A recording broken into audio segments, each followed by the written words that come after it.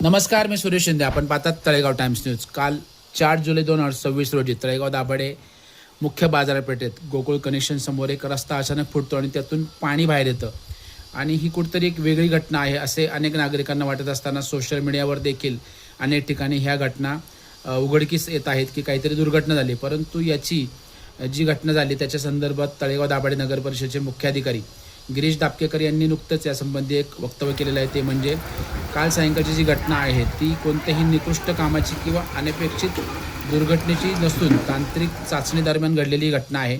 त्यामुळे नागरिकांनी यासंबंधी कोणतीही भीती किंवा अफवा पसरू नये. तसेच तळेगाव दाभाडे परिसरातील संभाजीनगर परिसरात मुख्य बाजारपेठेतील हे जे पाणी होतं ते कोणतंही दुर्घटना झालेली नाही असं देखील या ठिकाणी नमूद करण्यात आलेलं आहे. तळेगाव दाभाडे नगर परिषद हद्दीतील पाणीपुरवठा योजनेअंतर्गत शहरामध्ये विविध पाण्याच्या टाक्या, मुख्य दाब नलिका तसेच वितरण नलिका टाकण्याचे कामे करण्यात आलेले आहे.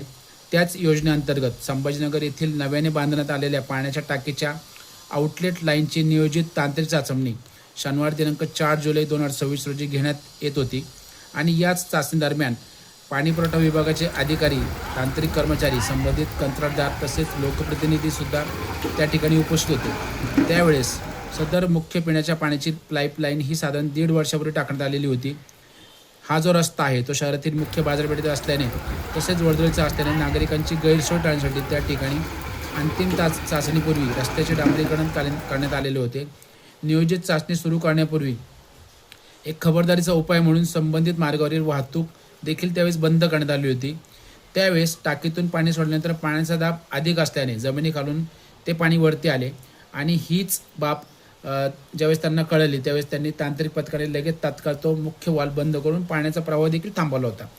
त्यानंतर संबंधित ठिकाणी तातडीने मोकळे करून पाईपलाईनच्या दुरुस्तीसाठी आवश्यक ते मोजमाप घेण्यात आले असून उर्वरित काम हे मंगळवार दिनांक 7 पर्यंत पूर्ण होणार आहे. तसेच काम पूर्ण झाल्यानंतर संबंधित कंत्राटदारामार्फत रस्ता व परिसर पूर्ववत करण्यात येईल अशी देखील माहिती गिरीश दापकेकर यांनी दिलेली आहे.